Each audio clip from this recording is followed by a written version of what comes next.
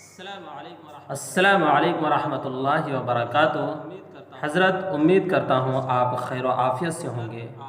حضرت آج بہت ہی اہم سوال کسی نے پوچھا ہے، اور وہ یہ ہے کہ دنیا کے پہلے انسان حضرت آدم علیہ نبینا علیہم الصلاۃ والسلام کو اللہ تبارک و تعالی نے کون سے دن پیدا کیا؟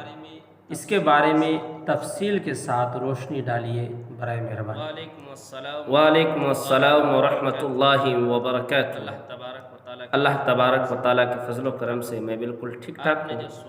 آپ نے جو سوال کیا ہے کہ حضرت آدم علیہ السلام کو اللہ تبارک و تعالیٰ نے کس دن پیدا کیا ہے، تو صحیح مسلم شریف کے اندر ایک روایت ہے جس میں ذکر کیا گیا ہے کہ سورج طلوع ہونے والے دنوں میں سب سے اچھا دن، سب سے بہترین دن جمعے کا دن ہے۔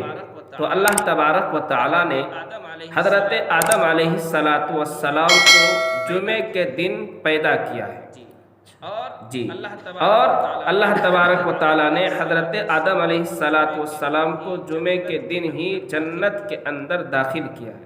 جمعے کے دن جی، جمعے کے دن ہی جنت میں داخل کیا ہے۔ پیدا بھی جمعے کے دن آدم علیہ السلام کو کیا، اور جمعے کے دن ہی جنت میں داخل کیا آپ علیہ السلام کو۔ جی، اور جمعے کے دن ہی اللہ تبارک و تعالیٰ نے حضرت آدم علیہ السلام کو جنت سے زمین پر اتارا، اور جمعے کے دن ہی اللہ تبارک و تعالیٰ نے حضرت آدم علیہ السلام کو وفات بھی دی ہے، اور جمعے کے دن ہی کیا ہے، قیامت بھی قائم ہوگی۔ جی، اور کوئی سوال آپ کا؟ جی، بہت اچھا تفصیل کے ساتھ روشنی ڈالے حضرت۔ ایک اور بہت ہی اہم سوال ہے، اور وہ یہ ہے کہ اللہ تبارک و تعالیٰ نے سیدنا حضرت آدم علیہ نبینا علیہ السلام کو پیدا کرنے کے بعد میں اللہ تعالیٰ نے حکم فرمایا کہ اے آدم، تم اور تمہاری بیوی حوا علیہ السلام دونوں جنت میں رہو۔ تو آدم علیہ السلام جنت میں کتنے سال تک رہے، یا کتنے برس تک رہے، اس کے بارے میں کوئی جو ہے شریعت میں کوئی ذکر ہو تو اس کے بارے میں تفصیل کے ساتھ روشنی ڈالیے، بہت مہربانی ہوگی۔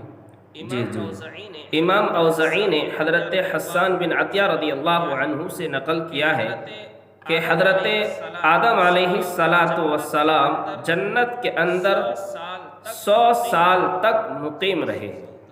100 سال تک جنت کے اندر رہے جی، اور ایک دوسری روایت کے اندر حضرت آدم علیہ السلام جنت کے اندر 130 سال تک مقیم رہے۔